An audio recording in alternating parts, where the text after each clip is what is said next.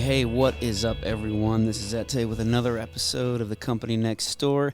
I'm here, as you know, Season 3, we're on the road, so I'm here in Berlin, New Jersey, with my good friend Doug Trace. This is Doug. Doug, what's up, man? Hey, buddy. Doing good. Thanks for taking some time out this morning for hosting and for filming, so this is working out for me pretty well.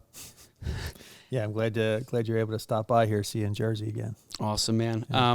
Let me share a little bit with you guys how we know. So Doug is one of those guys, I was thinking about this on the ride over. If I could go back in time and probably be 5 or 6 years older, I think I probably would have spent a lot more time with you. And that would have been awesome. So I found out later in life, so we were in the same circle, but didn't hang out enough as we should have. Yeah. Doug, like me, he loves music. He's a musician. He played in bands. He loves art. He's a photographer. We're going to get into all that. But he's a creator. He likes to build things, and he's got the entrepreneurial spirit. And so I kind of feel like I missed out on that. I feel like we could have done some things together. Yeah, I agree. It's interesting. You meet people in your life, and you really hit it off, and you click. But we were in different circles. Yeah, bit of a generation gap. Yeah. I mean, I don't know how old you are, but I just hit 50, so we're at least 10 years apart. I assume probably more like 15. 37. So not too far. Yeah. But anyway, no, I'm glad to be able to have this time. Doug is the owner of a company. He's been doing business for over 20 years. 20 years on his own. So he's got a family, he's got kids. It's got a whole full plate. But he still finds time to be creative and to do that. And he's found a great way to work it into the business, especially with some of the newer things I've seen on your website. So your company is called Trace Photography. Trace Photo Studio. Trace Photo Studio. So I already messed up your company name. That's so okay. There you go. I do that all the time. Don't let it happen again. It's fine. And so tell us a little bit about, because I know your dad, he was in the industry forever. You grew up around it. Yeah. Around cameras, around, watching him do weddings. And if I remember correctly, on your website, you said that was not something that you thought you would be doing when you were a teenager. No. My father, Paul Trace, his studio back in the day was PK Trace Photography, or PK Trace Studio. And he started his business at the same home he's living in right now back in 1967. So he started out of his house. That's awesome. Yeah, it's crazy. And I grew up around it. It was primarily weddings and portraits and such. So I grew up seeing it, and it was just normal. And so he would do his weddings, and if he would do these crazy custom albums in his house where he would get they had wood covers, so he would carve out the wood and paint the wood and spray the wood and put the letters on there. There's these old school things, so I grew up around it. But as far as not wanting to do it, I remember he had a studio in Woodbury, New Jersey, and I remember I was about 14 years old, and I was sitting at the bottom of this really huge set of stairs, and I came in one day, and he did about 100 on average, about 100 to 150 weddings a year. It's a lot, right? Is that a lot? Yeah, it's a lot. Okay. It's a decent amount, and he had about 4 or 5 photographers at any given time working for him. So anyway, I came in, no one else was there, and I was at the bottom of the stairs, and I heard all this yelling going on, freaking out. I'm like, what is going on? So I just sat at the bottom of the stairs, and I heard these voices that I didn't recognize just yelling and yelling. And after about 20 minutes or so, a young couple came down and an older couple came down, and they were just furious, and they walked out, and my dad came down after them, and he just looked white as a sheet. And I said, Dad, what happened? What's going on? And he said, and this was way before digital. This was when everybody was still, they started using Hasselblad cameras. So that's old school stuff. So, but it was all mechanical. And he said one of the photographer's cameras had a mechanical issue, and it wasn't working, but he couldn't tell as he was shooting. So half of their wedding was just gone. And so the yelling that was going on was not so much the young couple, but the parents. They were just so furious about them. And I said, oh my gosh, no wonder they were angry. I said, well, what do you do now? And he said, free photography for the rest of their lives, whatever, I can't get that back. Wow. And it was right at that moment when I was about 14, and I thought, I will never, ever be a wedding photographer or any. It's like, I don't want that responsibility on me. Yeah. I don't want anything to do with it. I never want that to happen to me. And it just really put the fear of God in me. And so I kind of didn't want, I mean, I would help out around the studio framing and things like that, but I never wanted to do photography proper for quite a while. So, okay, so then what were you doing at that time? You were, I know you were playing band, you were in bands? Yeah, yeah. So is that kind of the direction you were as a teenager, looking to do? Yeah, no, I did that classic thing, grew my hair out. My brother was in bands, and so I got into... That's right, your brother Chris. Yeah, my brother Chris, yeah. He lent me his Fender one time for a gig. Is that right? Yeah, okay, thanks, Chris. Yeah, he was not my idol, but I really looked up to him, and he was in bands, and back then, long hair and being in a band, that was just everything. Yeah. And actually, it's funny, back then, there were so many garage bands and so many people that were into it, but the circles that I was in, I happened to be with my brother and everybody else. They happened to be like a step above that. So like they were always like right on the edge of getting signed and things like that. Yeah. Not early on, but as time progressed. And so my ambition in life was to be a rock star. And I had blinders on, and I didn't want to really do anything else. And kind of that was that. And come to find out that I wasted a lot of time. Well, so what were your parents saying at that time? I mean, because I can relate 100%. That's my ambition until like last year. It's all, but people look at you and say, "Hey, you're wasting your time." Was it constant fighting and tension because of this? No, not at all. Was your dad say, "No, son, come to work and hold the camera. I'm going to teach you how to work"? Quite the opposite. And the good part is I was the youngest of three, and it's that classic thing: the youngest gets away with the most. Anything. Yeah. And so by that time, I mean, there was a lot of tension between my father and my older brother as he grew his hair out. And I remember sitting at the dinner table one time, and my brother's hair was just starting to get long, and my dad said, "What, do you want to grow your hair down the middle of your back?" And my brother said, "Yeah." Exactly. Yeah, and he was 18 at the time. And so anyway, but no, by the time I was doing it, they were very supportive. They didn't understand it, they didn't get it, but they were very supportive. My mom loved to cook, and so after we practiced actually at our house, I mean, the house would shake because of the drums. I look back and like, oh, how did you ever put up with that? But everybody was very respectful, and so we'd be downstairs practicing and go upstairs. My mom would make bread or cookies or whatever and just decimate the entire kitchen. All the food was awesome. But yeah, that's kind of where the focus was. And my father was a self-made businessman, entrepreneur, and he never went to college. My mom didn't go to college. Okay. Both educated enough and articulate people and good people, and doting parents. And my father was a steel worker for years. Okay. And he quit school, I think, at 10th grade. And his father said, "That's fine. You're coming to work with me." And so he did steel work for 13 years. Gotcha. Joined the Navy for a while. Got into photography back then, and that's how he got his start. That's pretty awesome. So yeah, that's going way back. But yeah. So yeah, that's where the music part happened. And then so moving on from there, it was. Actually, I didn't do great in school, but I went to a vocational school, and the last 6 months of that 2-year stint in vocational school is when desktop publishing with Macintosh and Apple came to be. Yeah. And in that last 6 months of my high school career, that's when I thought, oh, I love this. Oh. This is great, and I really got into that. And so when I left school with my long hair and everything, I ended up finding a place that I sat down. They hired me at this place. It was called Concord Products, and they made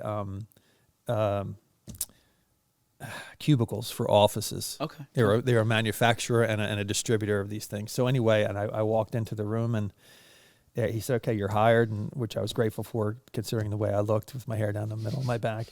And he walked me into this little office. He said, "Here's your computer. Here's all the computer programs." And it was, Macintosh and Adobe and all these different things. He said, "You have 2 weeks to learn it all." Wow. I said, "Okay." And I was so into it that I just learned it all. And that's where my love for computers and things like that came to be. And that kind of took the place of the whole music thing that never came to be. Wow. So yeah, that's interesting. Yeah. So when you got that, you had 2 weeks to learn it all. Was it doable? Did you learn it, or you just stayed there and just learned it all? Yeah. I worked at Concord Products probably 5 times over the years. I left and went and stuff. Are you naturally able to figure things like that out on the technology side and on the business side? Or are you just kind of a? I'm very much a hands-on person. Back that again, going back to school. When I would do the projects, like we would have a project for desktop publishing. And, here's the parameters, here's what you need to do, and so on and so forth. And over, my teacher would sit down and he would check my work and he would just get this confused look on his face. And I said, is it wrong? He's like, no, it's right, but I don't know how you got there. I don't know how you did this. Yeah. And so I always took, kind of back road ways to do that. It was just always just hands-on. My wife to this day, she still says, why don't you read the directions for this? And then I'm like, I'll read them if I need to, if I can't figure it out. I'm very much hands-on. And that's just kind of the way I was with photography. And when I finally got into photography with my father, because I did printing and graphics for a while on computers. And then eventually I learned there was only a certain... There was a ceiling to that. There's only so far you go, maybe $50,000 a year. And sorry, with a growing family, it was difficult. So I had enough, and I called my father and I said, I want to come work for you and learn photography. And he said, I can't afford you. And at the time I was making like maybe $45,000, and that was a decent amount back then. It was okay. And he said, I can only pay maybe half of that. And I said, that's fine. So I took a $20,000 cut and pay. Wow. Went to work for my father. And normally he would have his photographers train up over a period of about a year and a half, 2 years. And because I've been around it so long, it took me about 6 months. That's crazy. It took me about 6 months. So let me ask you this. When you the last place you wanted to be was photography, Mm-hmm. well, or in small business because of what you saw, the stress and how you just deal with it, especially wedding photography. Yeah. Going through music. Anyway, life just seems to grab you and throw you back in this path. When you started working with your dad, what was that like? Because I know for so many, working with your parents, it's not going to happen. There's a lot of tension. There's a lot of differences of ideas. How was it for you? My dad was always a very fair person. He was always easygoing, and I was very much like him. And so my older brothers were a little bit more rebellious and went their own ways, and I was very much like my father. So very easygoing, very open and understanding. And my father taught me at a young age, which I'm so grateful for, which is you can learn something from everybody.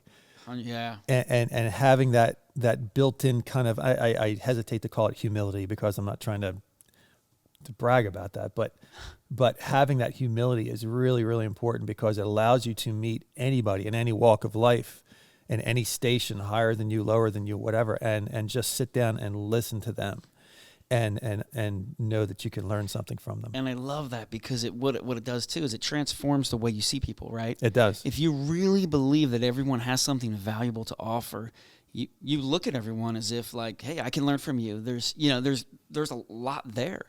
And I think that's a powerful thing to be able to look at the world that way instead of what am I going to get from you, or you know what I mean? What do you like that the other way around? It helped me in every walk of life. It helped me because when I went to work for my father, when I first started with him, it wasn't necessarily right into photography. I would book weddings for him. I booked weddings for him for, gosh, it seems like about a decade, and about 5 years of that was just booking weddings. And the great part about that is that I learned then when the couple would come in and I would sit down and talk with them, and I would have maybe a 45-minute presentation. Yeah. And I felt early on that at that moment I was their best friend. Mm. Even if I just met them. And so what that does is it puts me in a position of I want to hear what you have to say. I'm not just pretending. I'm not just trying to sell you on something. I want to listen to what you have to say. And it serves everybody so well. It serves me to know how to serve you best. It serves you because, you feel confident in that I'm going to be there for you. Because the one thing in photography and even in commercial work or any kind of work is that intangible quality that, yes, you want the work to look good, post, but working with that person, working with that professional, are they going to feel confident? Are they going to enjoy the experience? Which I know, I was on your site reading some of your testimonies and reviews. That was one of the things that kind of jumped out at me. A common thread was they all said, like, they really felt connected to you. Like, I remember them saying, like, Doug was great. He, and it as I read it, I was like, wow, it looks more than just a business relationship. So kind of like you said, you feel like you become their friend quickly. That's kind of the vibe that I was picking up from that your clients were saying. That was always my goal when I got into it. Yes, there was the business side. I want to do it for this much. Here's my pricing is going to be. Here's what I want to offer and so forth. But my main goal, and it's interesting as I think about it now, that goes back to when I was 14 and listening to my father getting yelled at and everything. My goal was, I want everybody to walk away at the end of this experience happy, not only with their product, but with the experience with me. And that was my main goal. And it was sort of a natural one to fulfill for me because, again, I felt like I was their best friend. I really enjoyed being with them. And if, trying to pick out the good parts of the day and saying, wow, you look really great in that dress and this is beautiful, and just picking out those parts and being able to appreciate those things. And so I wanted everybody to walk away happy, not that everything went perfectly because there were problems. Sure. But I remember the one time when a bride's mother was not happy about something. I can't remember what. And everybody asked me, do you have any bridezillas or anything like that? And my answer is typically no. It's usually the bride. It's usually the bride's mom. That's if anybody is hung up on something, it's usually the momzillas. A little tense. All right. Yeah. And she called up and she was angry because I missed something, some kind of shot that she wanted. And I think she was expecting to call up for a confrontation. And she started getting into, I forget what the story was. This was about a decade ago. And she started yelling and yelling and yelling about it. And then she realized after about 5-10 minutes of yelling that I was just being silent and I was just listening to her. And I realized that she just wanted to be heard. She so important. Just wanted to be heard. And then after she stopped, I said, and I wasn't snidey about it, but I said, is that it? Is that everything? She said, yeah, that's about it. And I said, okay. I understand your problems and you have absolutely every right to be mad about that. Here's what I'm able to do for you. And I worked around it. And by the time she was done, she's like, thank you so much. I really, she was thanking me for it. And not that I was trying to get over on her, but just that, she needs to be heard. Everybody wants to be heard. I think that's such a key lesson. Business is so basic. Like sometimes we complicate it, but it really comes down to that, right? It does. Like you said, I have experienced it myself. You get people angry and upset, and if you bring any emotion to it, it just fuels it, right? Mm-hmm. But like you said, everybody just wants to be heard. I have found that if you are able to put your ego and your emotions aside and just listen, 9 times out of 10, they're going to be clients for life. So let me ask you that. Have you found that to be true as well? When you just listen and focus on the client, they stay with you? Yeah. Even overlooking mistakes? Yes, absolutely. Yeah, because it is actually, it happens in every walk of life, and it even has translated over into my marriage, where with my wife, if I'm in the midst of an argument or discussion or whatever, I have to remind myself, stop trying to make a point, just listen. And when you do that, when you stop trying to make your point, to say, here's why this and here's what's going, just shut up and listen. I think there's a lot of women listening right now and go, I like this guy. Maybe we should move into marriage advice. I think you've got a lot. I've been married for 25 years. That's awesome. And it's so great. It's not all been, rainbows and, we've learned a lot. And I was immature as far as marriage goes and bringing, that classic thing of love language and stuff. And I learned, everybody learns way too late in marriage. Oh, well, here's what my love language is, and here's what my wife's love language is: security and things like that. And mine is romance and things like that. Yeah. Well, those don't mix. Yeah. Those just don't mix. And I'm thinking, well, we love each other. What does it matter if we spend our whole 401k or whatever? And my wife's on the other end, like, what about my 401k? I mean, I know you love me, but what are we going to do here? And so it's a completely different mix. And but we, through all that, we had our troubles and our ups and downs, and it got really difficult around 10 years. But now 25 years, we hardly have an argument. It's amazing. And when we do have an argument, we let it go quickly because we stop trying to make a point and we both try to compromise. What's that old adage of? I think it's Marcus Lemonis. I love Marcus Lemonis from The Prophet. Yeah. And he always says that a good deal is when both parties walk away a little unhappy. Yeah. Because compromise. Absolutely. And man, does that, it really, really helps out. It pays off. And I love that because there are, I often think that the hardest things in life, like for me, business is just a place where I can become the best version of myself as being a father and a parent are. Those 3 things are they'll destroy you. They're the hardest things. It is. And you're right. When you start connecting them, there's a lot of the similar things that you learn that apply in all 3 of them. That's true. So did you have, when that time came and this momzilla was kind of freaking out at you, was that triggering stuff from when you were a kid, or were you just like, or I guess I'm wondering all these years, because you didn't want to do weddings, here you are booking weddings, and now you're faced with momzilla. Was it just like, oh man, how were you able to just listen? How did you find that? It actually, thank goodness again for my father. I was raised that way. It came naturally. My mom was that's where I get my romantic side from is my mother. She was just very wearing her heart on her sleeve. Yeah. And my father was always very supportive. He was rough around the edges, but he was very supportive and good with his wife. And they always had a great marriage that way. And they came from different, they had different love languages and stuff, but they were both willing to work with each other and very patient with us. So that kind of translated over. And I'm the kind of guy where in business and in life, if I'm nervous about something or I don't want to do something, I just throw myself into it. I self-sabotage in a good way. Yeah, yeah. Where I just say, I'm just going to do this. I'm just going to start doing it. And that's kind of how it translated into it with photography, because because I was working for my father, again, with film. And then when everything went digital, my father went with PK Trace Photography, he went from 150 weddings on average. And then when digital photography started coming around, but then when it really, really hit and the professionals started adopting it. Crazy change. And then there was a time where it was like, oh, well, the proverbial Uncle Bob can take my photographs now. We don't need to do that. He went from 150 weddings to the year after that, 40 weddings. And the year after that, 11. Wow. It decimated him. Now, we started to come back up when he finally embraced digital eventually. Was he just like openly resistant to it? Was he saying, son, this is not going to catch on? This is just a phase? Yeah. He was old school. He started his business in 1967. It's like, well, this isn't, and I could see the writing on the wall because I embraced computers and I embraced technology. Right. I loved all that was stuff. Coming. I saw it. The writing was on the wall. It was just disruptive technology. Very disruptive. And that's when I kind of paired off. I would still book weddings for him and I would still shoot for him every now and then. But I said, Dad, I have a different business model that I want to go after, and that's what I want to do. So that's when I broke off, and back then it was called Douglas Photographics, and I broke off on my own way, and eventually he followed suit.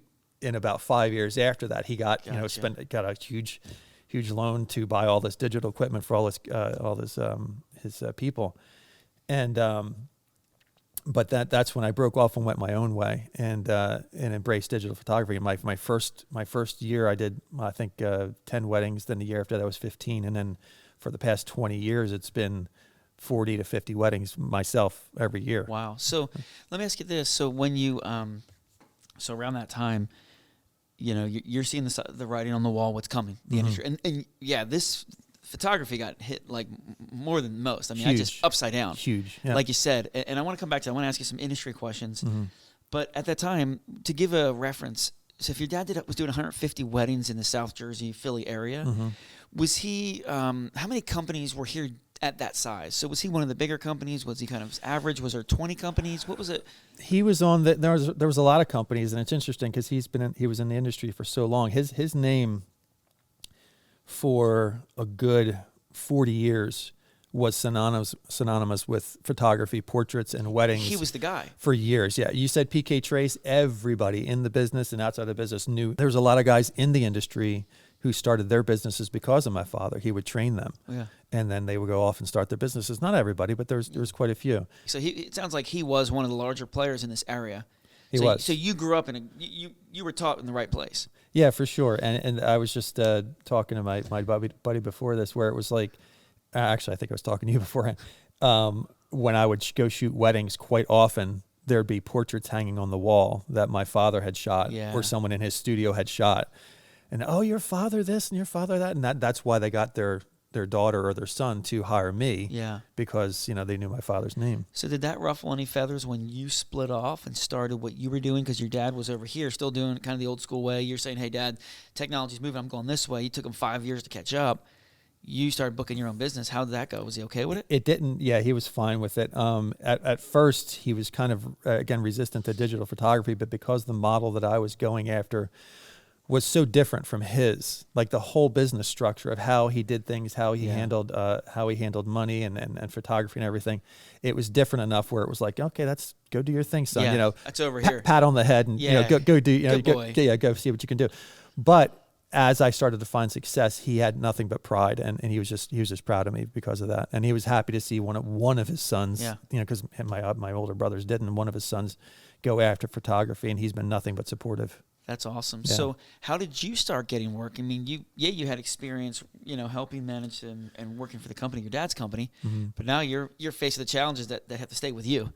And that's a big jump. That's where it gets real. It's interesting because it was, again, I was booking weddings for my father, and there was a time, I didn't, my booking ratio, I was actually, again, because I was able to listen, my booking ratio was actually about 75-80%. I did really well.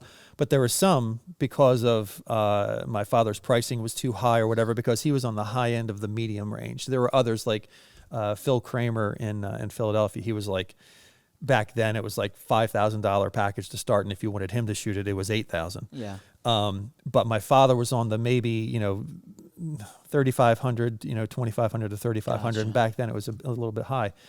But there were people that would come in that couldn't even get close to that, and so it started back in the day after I called my father, would tell my father, well, I didn't book them because of this or that. He's like, oh, well, that's our pricing. I said, do you mind if I book them then? Yeah, you found a I found a little niche in there, and he said, "Oh yeah, sure, if you can get them." How did you get your pricing? How did you make that work? It was just you and it was scaled down. Yeah, it was just me. I just started low, and I felt like that I could offer them enough because I was shooting for my father. I knew what I was doing. I knew I was conscientious about it. So I wasn't just a lot of people now that try to get into photography.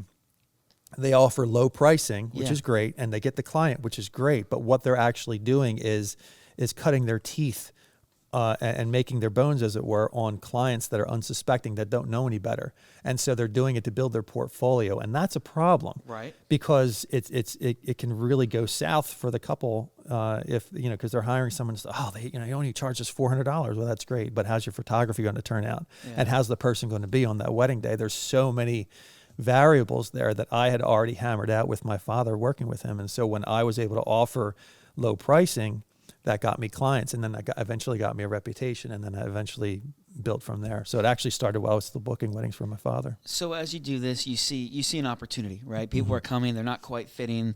The price point's just not right with what your dad's doing. And so you go, wow, I might be able to give them value for that.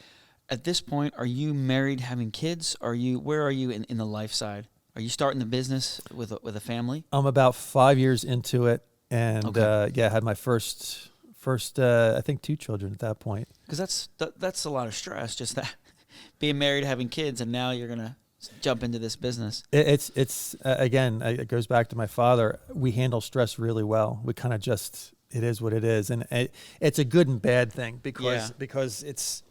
Business-wise, I may not make the greatest decisions all the time, but as far as the quality that I'm able to offer my clients, it's like it just doesn't stress me out. I just enjoy the process. All right, so we got to jump into that because like one of the biggest things that I find with entrepreneurs is the stress. I mean, and we talk about this a lot on the show, the stress of being an entrepreneur and having all the weight of the company and sometimes other people's salaries on you, it can knock you out. I mean, that's coping with that is one of the probably the biggest barriers to being an entrepreneur. You said you handle it well. What does that mean? Where do you just throw it away? Do you put it somewhere? Well, I look at it as, what are the options? Okay. Go work retail. I mean, it's really does come down to perspective. Like, yeah, there may be stress, and yeah, there may be troubles, and yeah, you may have difficult times and worry and so forth, and maybe the money's not coming in, and especially with photography or videography or anything like that. Any entrepreneur knows it's feast or famine. Yeah. And that was what it was like when I was growing up. One week we were poor, and the next day my father bought a new big screen TV. Like, I thought we were poor. Well, not this week. So you were just used to it. You were conditioned. Totally used to it. Yeah. And so, it's, I get worried sometimes, but I calm myself down and just say, this is what we're embracing. Let's do our best. Yeah. Embrace your faith if you have it, and move forward the best you can. I try not to get stressed out too much about it. So you're married, 2 kids, you're starting a business. What was your wife? What was she supportive? Was she fearful? What was it like in the family? My wife has always been very supportive, and if she was fearful and if she was stressed out about it, I didn't really know about it. Wow. I come to find out later on that back then it's like, oh, well, I was, worried about this and worried about that and worried about money, which, rightfully so. But she has always been very, very supportive of me moving forward. That's awesome. Yeah, which has been great. Yeah, she's. I really lucked out with her again with our differences and everything. It's been, there were I think just about in every marriage there comes a point like, all right, are we going to keep going forward with this? Are we going to do this? Are we going to keep going? And it really depends on, aside from love languages and all the other stuff that goes into it, it really comes down to, especially when you have kids. Yeah. Well, what do we want to do it for? Right. What's the why behind it all? Yeah, what's the why behind this? Where's our common ground? Are we concerned for our kids? Yes. Do we both respect, each other? Yes. Yeah. Do we want the best for each other to be happy, even though that may be different goals? Yes.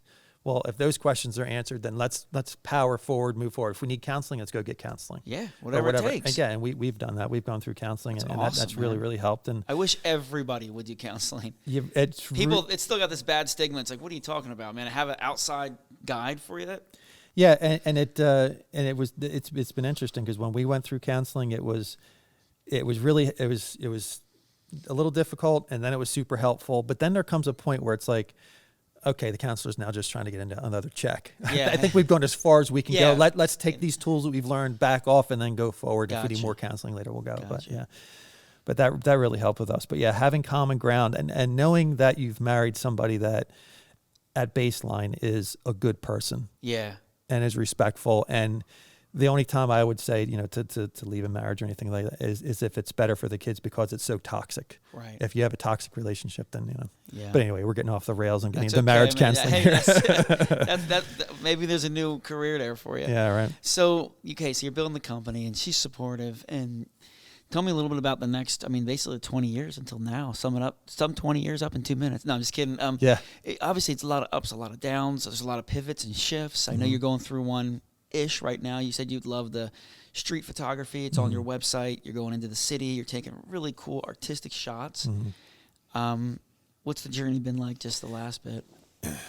It's been interesting. With wedding photography, everybody gets burnt out at a certain time. And about 5 years ago, I started, I thought, burnout, what are you talking about? This is great. If you want to do photography, weddings are where the money's at, quite honestly. Yeah. It's a lot of good money in it. And, if you work everything right, but everybody gets burnt out. And I started to feel that about 5 years ago. And again, I had to sit down and prioritize where I was at. And I thought, what is it that I like about photography? What has carried me this far? And what I did is I shifted my perspective from the final output, my gear and the photography and all that, to the people. Because I learned all of my equipment. I learned everything that I needed to do to output good work. So stop worrying about that. One of my biggest philosophies in the technical aspect of things is learn your craft so it gets out of your way. Learn my camera enough so I don't even need to think about it. When I'm walking into a room, my fingers automated. Yeah, my fingers are already moving to set the lighting or whatever, and it just doesn't matter. So you started to kind of master your craft, and you took that energy and you put it into the people? Yeah. I just stopped and I thought, well, I know the work. I know how to produce good work. I know how to do the editing. Just focus on the people. Because especially with wedding photography, every single job, you're walking into a whole different family system, a whole different set of values. Oh, yeah. Everything is completely different every time. And I really, really enjoyed that because I enjoy people. And especially I'm a people pleaser by nature. And having people walk away happy and with their work and knowing that I can provide these memories for them.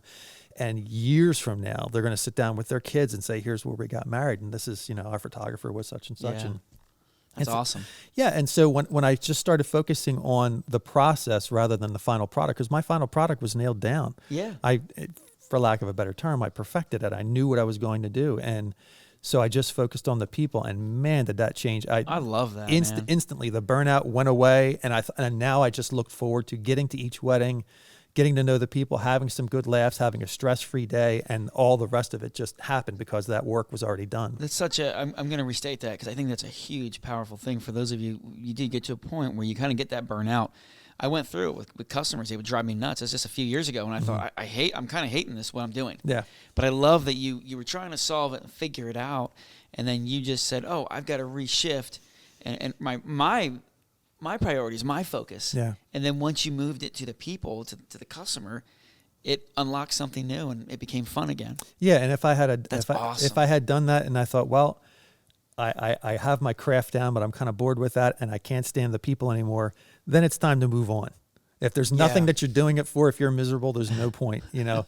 And with the street photography, the reason I wanted to get into that is going back to the mechanical part of things, the photography and everything. I thought, well, I've kind of done all I can do in wedding photography, and it wasn't just been weddings, but it's weddings and portraits and events and things like that. I'm like, I kind of want to branch out with that. I've always loved street photography, especially black and white street photography. Yeah. Let me go out and do that. It's classic. Yeah, I mean, we're 10 minutes from the bridge going over to Philly, so I just went to Philly and just started shooting, and man, oh man, I mean, I just got nothing. It was just this wide open canvas of really, really great stuff to shoot, and going down to the beach. And we have so much. I mean, that's the great part of living in South Jersey. We're 20 minutes from everywhere, 20 minutes from the country, 20 minutes from the beach, 20 minutes from the city, and it's fantastic.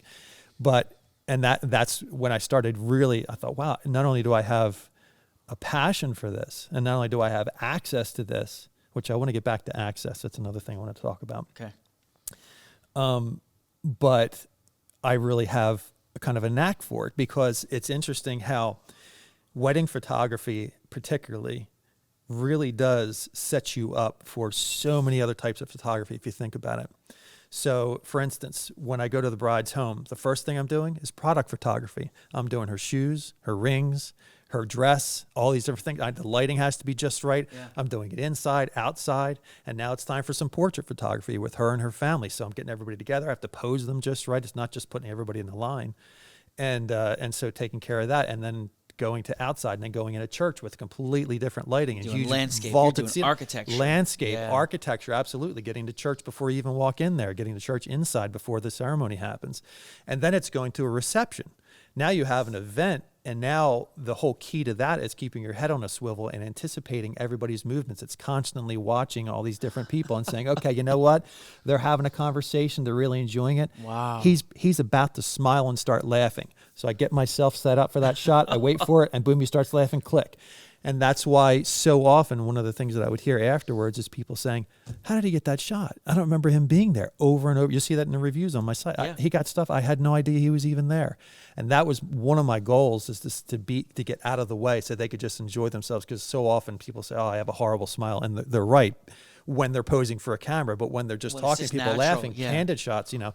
And so all that stuff came honed in on street photography. Now all of a sudden, the world is my reception hall. Yeah. And now I'm waiting and seeing and you know, seeing conversations and what they're doing, and the misery and the happiness and all these different things that I'm able to shoot. And it just opened up for me. I thought, oh, this is just fantastic.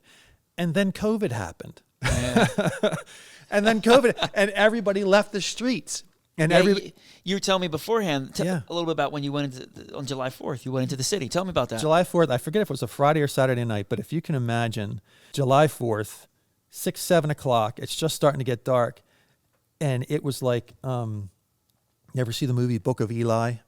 Where Denzel Washington's walking around a post-apocalyptic. Back in the day, yeah. Such a great movie. And it was like, it reminded me of that. I'm like, this is crazy. The streets were virtually empty. This is crazy. It was crazy. And I'm like, I don't know what to shoot. I can get architecture, but I didn't want architecture. I wanted people. I wanted that, you know, again, that whole thing. And it was just all gone. And it's starting to open up again. But again, everybody's wearing masks, which is fine. But it kind of, you know, takes the edge off of street photography a little bit. Yeah. So I'm trying to get back into that, and I still do weddings, and I still do events and things, and I'm still happy to do it as long as my body will, you know, support me in doing that. But street photography is where I like it. But I'm trying to get into different ventures and use all those skills into different ventures, commercial and otherwise. It's almost like you've been kind of prepared for something. Like it's like step by step. Like you said, you do this. Then the wedding photography prepares you for, you know, all these different aspects. So you have to wonder what's coming next. Yeah, and it really is amazing when there's I'm a big movie guy, and one great movie is Midnight in Paris, if you've ever seen that. I don't know. So it's called Midnight in Paris. The crux of the movie is he eventually learns that the time that you're in is the golden years. He was in Paris, and in midnight, the clock goes off, and all of a sudden this car pulls up, and he's with And all of a sudden, the people pull up of the people back in the 40s that he always considered that's the golden years, with writers and actors and things. And he was all of a sudden transported back in time, and that's where he wanted to be. But everybody that was there wanted to be 60 years earlier, and so on and so forth. And so it really is. It's one of those things. And getting back to the point that everybody's life, whatever you're going through, it's so hard to see the forest for the trees because you're going through so much, but everything is preparing you for the next step.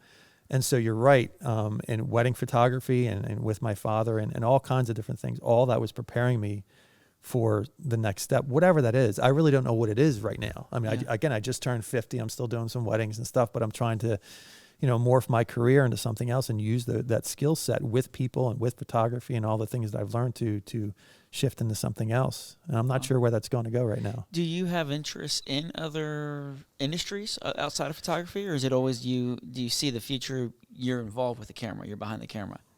I'm behind the camera, but again, it kind of goes back and forth. I'm involved with my good buddy Ash in video photography, commercial. He's been doing that for years, and he's a master at it. And so I try to bring in what I can. I learned videography a bit. I know how to control a camera. It's not my passion, but I like to do it. I got into video editing a bit. Again, not my passion, but I like to do it, and it's fine. But for his business, I'm assigned to be the executive producer, which means I'm the face, the forefront. I deal with the people and the contracts and talking with them and so forth. And Ash is great at that too. But we've learned that it's way, way more important to build a team rather than wear as many hats as possible. Yes. That's great that you can do all those things, but how good are you at all those things? What hat should you be wearing? And when should you take your hat off and give it to the other person? Okay, look, this is your wheelhouse. You do that. Yeah. Let me do where I can bring the most value. Right. And I don't want to deal with anything else. Right. Because I feel like that's the best part of a team. You get the right people that bring their best value. They stay in their corner, and things can go places you could never imagine. Yeah. But sometimes we can't give up control or whatever it is to bring people in. Very true. Very true. So let me ask you this. Well, before I do that, you had asked, let's go back to this because you mentioned the word access. You said you had something else to talk about that on. What were you thinking on access? Access is, again, I don't know how it applies to other industries, but I have found that, especially now with photography, everybody, the barrier to entry to be a photographer has narrowed so much. Back in the day when I was working with my father, if you wanted a Hasselblad, some lenses, and all the kit that you needed, you're talking about $10,000. That's a big barrier to entry. And so and there was no cell phones back then. And so, everybody just had point and shoot cameras. So the difference between a professional photographer and an amateur was there was a huge gulf between the two. Exactly. When digital really came home to roost, and especially now with not only cell phones, but there's so much good equipment that you can get for relatively cheap. I mean, if you have $1,000 in your pocket and some ambition, you can go be a photographer. Isn't that crazy? And then social media and everything. And so because that gap has closed so much, and yes, there are people out there that say, okay, well, I'd rather hire a professional and so forth, but that line has become so blurred, and there's so many people that have gotten into photography now that it really comes down to, I guess, just like any industry, how do you differentiate yourself? And that's really, really difficult in photography. And one of the things that I did is I started researching how successful photographers used to be back in the day, and what is the common ground there that can translate to today. Like, you talk about like Annie Leibovitz and all these different people. And speaking of her, so Annie Leibovitz, she made her career on photographing celebrities.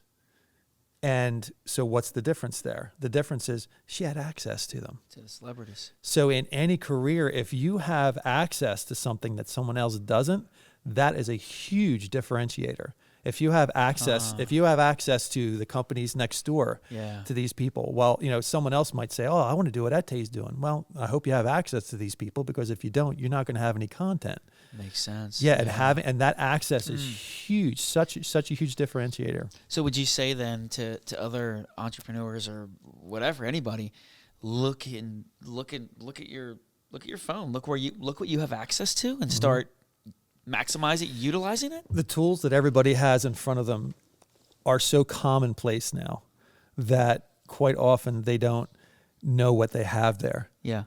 Like I have 4 kids now, and 3 of my oldest daughter, has multiple disabilities, so she's not involved in any of that. But my other kids, they have so much available to them, so much technology. Oh, well, why didn't you get up for such and such, or why didn't you take your medicine? At that point, oh, I forget. Do you understand what you have here in your hand?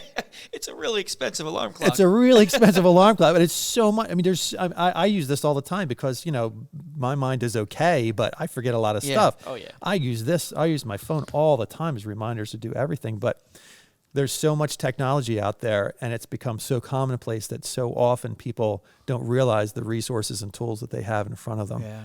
And really, we all have everything we need to just move forward. Love it. Let me ask you this. So what are some of the big takeaways that you've learned? You've been doing this for decades. You've already shared a lot of powerful things that if anyone's listening, it's very basic, but they're the principles that matter in business. Mm-hmm. What are some other takeaways that you would share to anyone who's listening on business?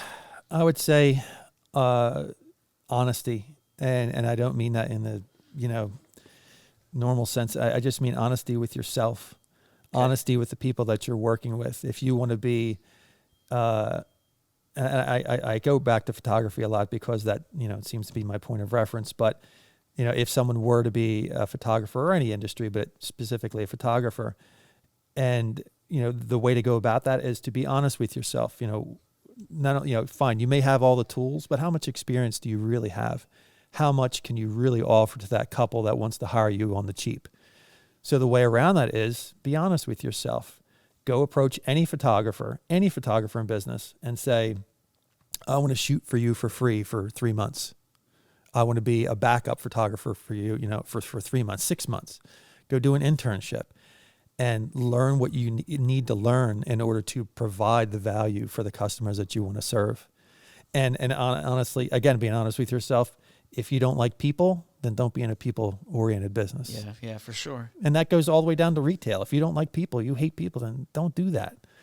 Go do something, get a desk job. Yeah. Work for someone else. But as far as being an entrepreneur, I think in just about any situation, whether it's a commercial client or just someone you're dealing with, you want to be honest with yourself, and you have to be a people person. You just have to be. And if you're nervous about it, if you're stressed out about that, just dive in. Just do it. Because more times than not, you'll be just fine. What scares you right now? So talking about honesty, when you look at your own situation, what's a roadblock? What's kind of gotten you locked up from going to the next, to leveling up, whatever that looks like? My roadblock is, it's funny. The older you get, the longer you're married, the more life you live, the more business you do. You really, that mirror and that reflection in that mirror gets really, really clear.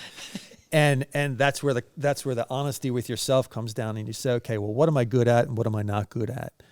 And what I'm good at is all the stuff I mentioned before, the technology, great. The people, dealing with the people and talking and everything, that's all great. Coming up with big picture ideas, no problem. I got a ton of them. I should start writing them down. I'm a big picture guy and so forth. Execution is not my strong suit.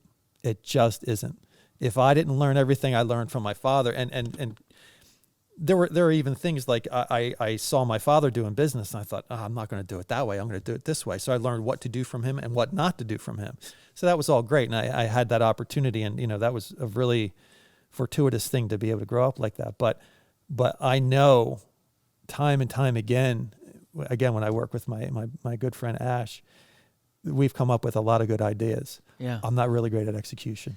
Really, really getting, I need to hire somebody that's good at marketing and getting out there. I have the marketing ideas, but executing those types of things is really, really difficult for me. So it sounds like you're a why guy. You like to come up with the why, the vision, but you need a how guy or girl. Yeah, no, for sure. One of my business heroes is Steve Jobs, and I quote him quite often.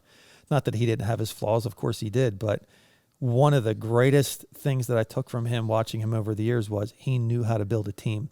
He may take credit for a lot of it. Yeah. And a lot of times it's funny, he would stand up on stage and say, hey, I want to acknowledge everybody, stand up, but he would always get the credit because he was the face of the company. Yeah. And so a lot of times it wasn't his fault, but He knew how to build a team, and he would surround himself with the smartest people, the best people in industry, and then cram down their throats what needs to be done. Yeah. You know, I don't agree with his methods, but he knew how to build a team, and it's because he knew that he couldn't do it all. Yeah. There's only so much he could do. I agree. And that's so important to build a team of people around you that are better than you. Yeah. And to not be intimidated and say, oh, well, you know, I can't work with them. They're so much better. Yeah, They've been they're doing up this. here doing this. Yeah. It's like, no. Dive in, acknowledge your shortcomings, and be honest with yourself about what you do bring to the table, and learn, and just learn and be with them. And it really, it goes back to being a musician. The best band to join is one where everybody is way, way better than you. Yeah. You'll get better real quick. You'll get better real quick. Because you have to. Yeah. Adapt or die, Yeah. right? You're out of the band. Yeah. So what has been the hardest moment over the last 20 plus years in business? Like, has there been a time when you just thought, I don't think I can do this? Laura, your wife, I can't, I don't know if I can go on one more day. Has there been just a breaking point? There hasn't been a breaking point, but there has been a part, and it's been brought to light by COVID. I mentioned my oldest daughter has multiple disabilities. She's 24 now. Yeah. Long story there, but she was born with multiple disabilities. I have 4 kids, 3 daughters. 3 of my daughters have cystic fibrosis. Wow. And 24 years ago, when my first daughter was born, they didn't test for cystic fibrosis during a pregnancy. And a small percentage of people who have cystic fibrosis also get blockages in their intestines and stuff. And so my oldest daughter, Victoria, she, while she was in my wife's belly, she, my daughter, her intestine burst, and that caused lack of blood flow to her brain. And so she has multiple, has retardation. She has cerebral palsy, and she's not verbal or anything. She's a great, I mean, we've, that's a whole nother podcast, learn. There's so much we've learned from her. And I can't imagine. People look at us and say, oh my gosh, you guys, what heroes you are. You look at what you're doing in so long. And then we, and we think about that and like, well, number one, it's been a snowball. It's we've learned, it was stressful back in the day, but we've learned so much from her. But nowadays we joke about it and say, she's the easy one. There's no boyfriends to worry about. There's no alcohol and drugs to worry about. There's no staying out late, get home on time or anything like that. She's good to go and going straight to heaven. Yeah, that's not a bad gig. She's the easy 1 out of 4, good to go. 3 more to go. And so it's she's the easy one, really. Now, yes, there's physical limitations. Sure. Our lives completely, every aspect of our lives revolve around her. And if she left this world, we would feel like we have so much time on our hands, we wouldn't know what to do next. Wow. Honestly, I mean, that's how tied in every minute of our day. Like we've thought about that. Like, what if something happened to Victoria and she wasn't here and we were out? It's like, we wouldn't know what to do with ourselves. It'd probably take a year to say, okay, we have to get home right away or whatever. It's an odd thing, but there was no breaking point. So, but what did happen was, and it's interesting, because of Victoria, there is a program that we found out about 3-4 years ago. A social worker approached us and said, are you, because she would come and visit with Victoria and with us and make sure everything's okay. And in the midst of our meeting, she said, are you guys involved with the PPP? And we said, what's that acronym mean? Long story short, for everybody that has a child like we have that requires 24/7 care, the state, because they don't have to take that child and put it in a home, and they're staying with you, there's a stipend, there's payment there. That's and amazing. we thought, so we've been doing this for 24 years, and you're telling us you're going to start paying us for stuff that we're fine doing the rest of our lives anyway, And they said, yeah, that's a program, and whether you want it or not, the money's there. And we're like, okay, that's crazy, great. And so we got involved with that, and it's not a ton of money, but it's enough to pay some bills and so forth. And then my wife has a different memory of how it started. But anyway, the woman that used to come out and visit us because of Victoria, my wife now does what that woman does and goes and visits other people. That's cool. Which is really awesome. So that's what she does. And so she talks with people and helps them out. She's an advocate. I forget what. So now, and you can have as many clients as you like. And so now she has a job with a gentleman who started his business that works for the state. And now she does that kind of thing. She's now the breadwinner of the family. Isn't that crazy? The whole thing has changed. So wedding photography, especially because of COVID, Right, it's just has dropped. It's starting to come back up, but it's really dropped off. And I'm trying to modify my career. I'm still doing some weddings, still doing some events, but I'm trying to get into street photography. Meantime, my wife's bringing home the money. It's amazing. And there was a short amount of time where I just thought, okay, I have to be okay with this because I grew up where, old school. The man's the breadwinner. I'm totally fine with equality and everybody bringing in whatever they can, but it was weird to go through it. I had to put that little switch on in my head, okay, this has to be okay. And she does great, and it's difficult, a lot of paperwork. I could never do it. She has a very analytical mind. Yeah, she's brilliant, and I could never ever do what she's doing. But it's interesting how all that difficulty and all that stuff with Victoria has prepared us and put us into a situation where during COVID, money's still coming in because she can do everything she's doing virtually. She has all these virtual calls instead of visiting them, and it's like, wow, this is amazing. So we're better off than a lot of people during this time. Yeah, that's such a blessing. It's been pretty amazing. Yeah, and that's awesome that you guys are able to work together as a team and you're able to swallow your pride and say, you know what, the industry's down right now. I can't help it. Yeah. And then she can jump up, and it's just teamwork. Yeah. Again, back to this whole marriage episode that we're doing. Yeah. This marriage podcast. Let me ask you a couple more things here for you. What is something you would say? You've talked a lot about honesty, and you've given a ton of tips, but if your son said, Dad, I want to go start a business, I want to be an entrepreneur, that's a little different. What would you say to him? Like, if you had one big thing? Son, this is what I've learned. Make sure to do this. The first thing I would say is find something you're passionate about, because, and I know it's been said on many podcasts and documentaries, you've got to find something you're passionate about, because if it's just based on money, it won't carry you through. If my desire to do wedding photography was just based on money, it would not have carried me through. So it's got to be something you're passionate about. And it doesn't have to be a thing that you're going to make money at. It can be just like, again, with photography, it was the people. I was passionate about the people. Love it. I really, really love what I did. And so that carried me through the rest of the difficult stuff. So that's the first thing. Do something that you're passionate about.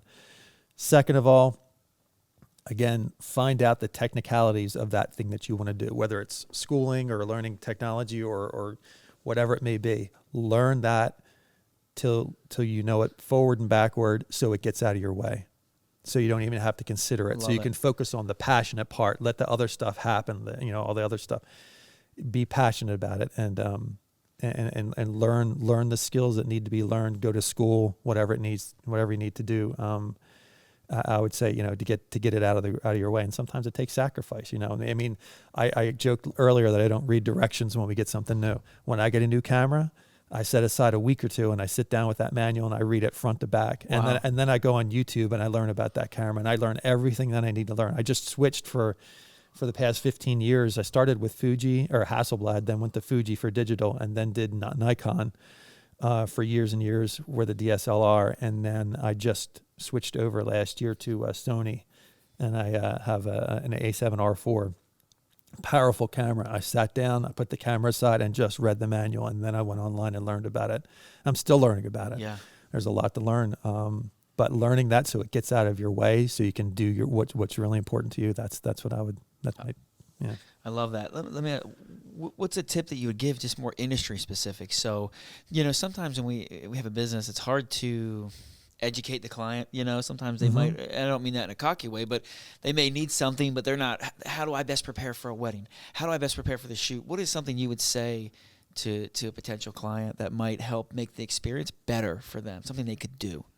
As far as what the client can do, it's really just a matter of putting them at ease and knowing the industry well enough.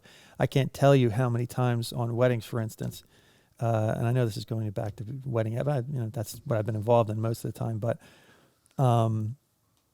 talking to brides about their dress, talking to brides about their flowers, talking to brides about people that I might recommend as far as videography or the best florist to hire or the best DJ and why not and so forth.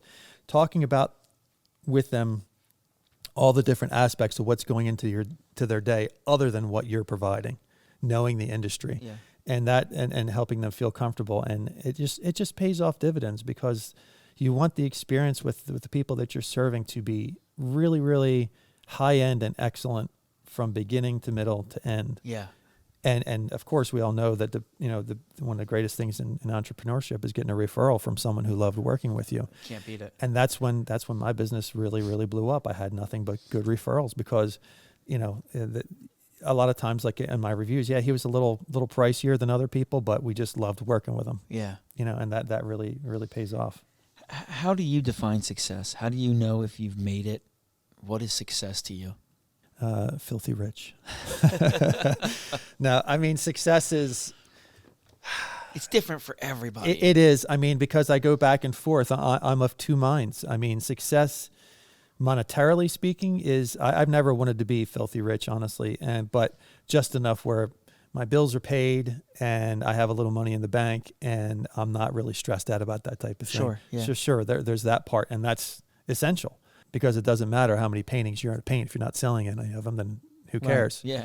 But then there's the other mind, which is really, really being happy in what you do, and even if you're in the midst of change like I am, I mean I'm trying to change everything up, and following passion, being happy with what you're doing, and again with my buddy Ash, we've done many commercial video projects in New York, and my favorite times have just been getting in the car with Ash, driving 2 hours. Yeah. And it feels like it's 10 minutes by the time, that we, it took to get there because we're having such a good time. And then working with the clients, it's just been, I mean, it really is. I would say success is finding what you're passionate about and being happy with it. But again, learning it enough where you can make enough money to keep doing it. Yeah.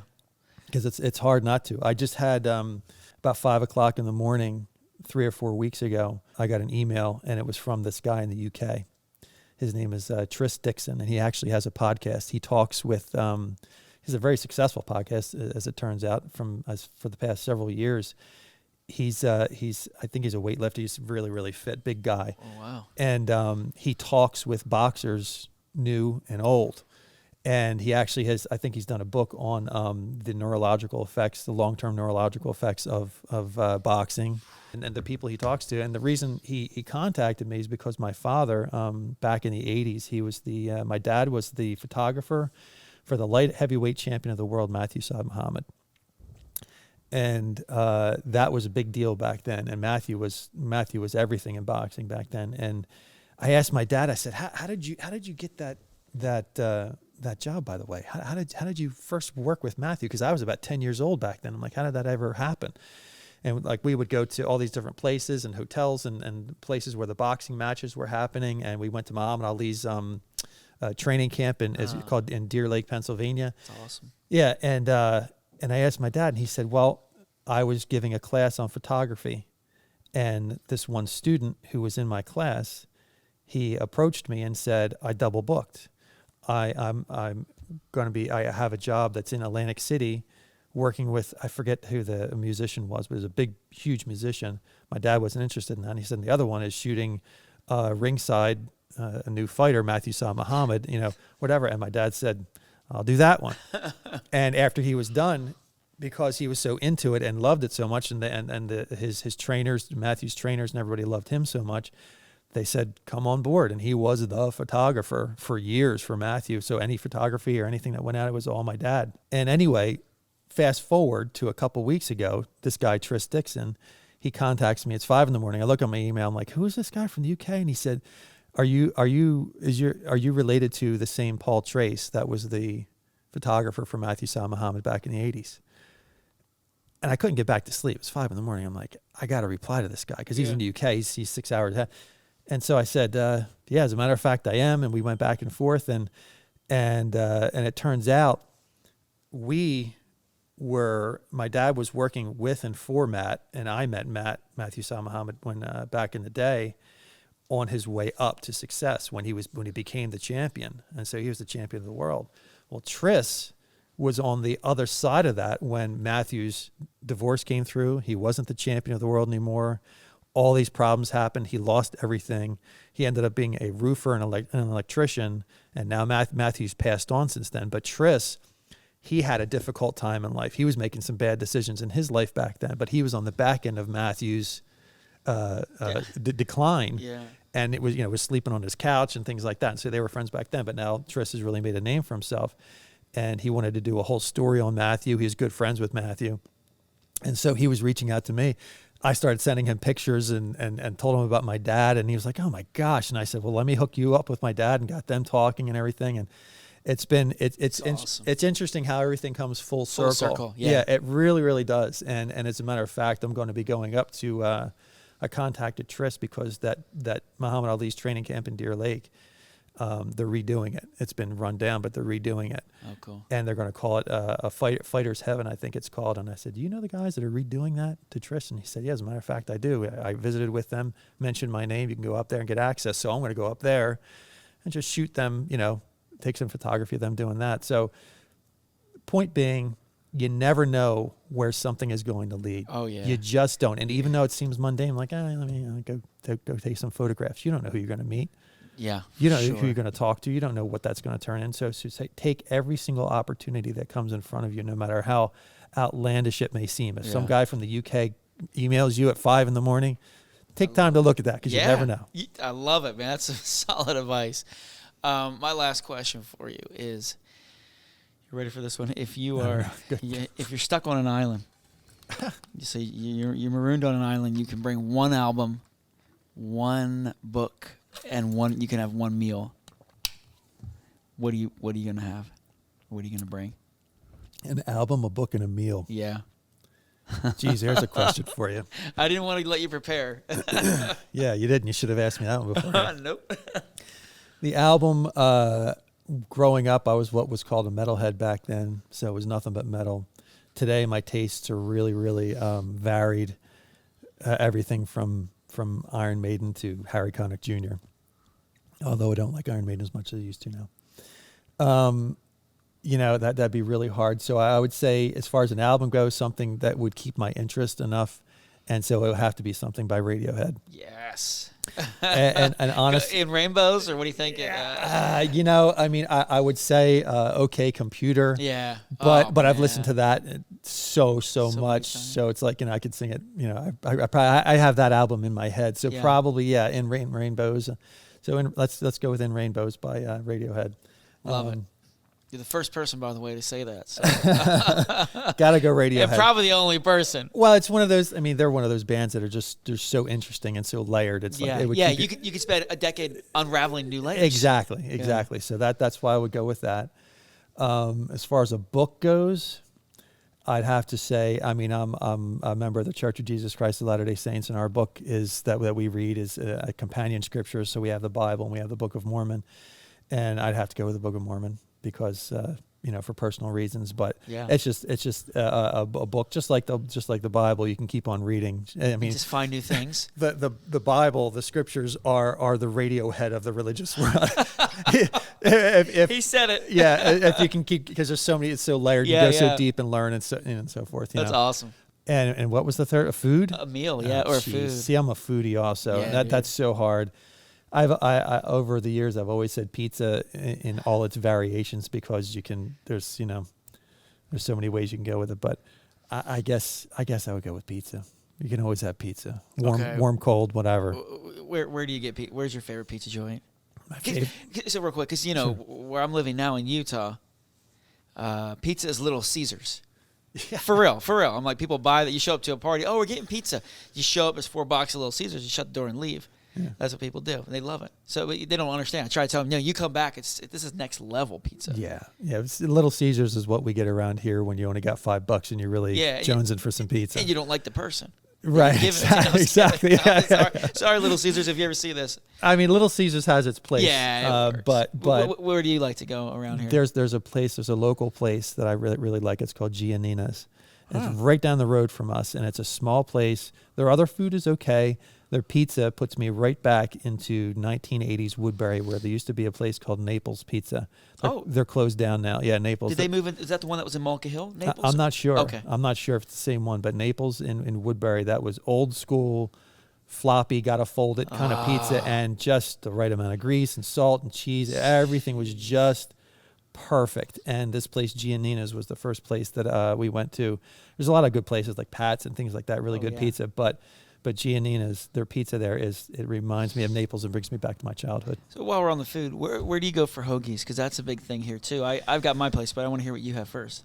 I'm 50 now, and it's interesting. Here's a good piece of advice for you.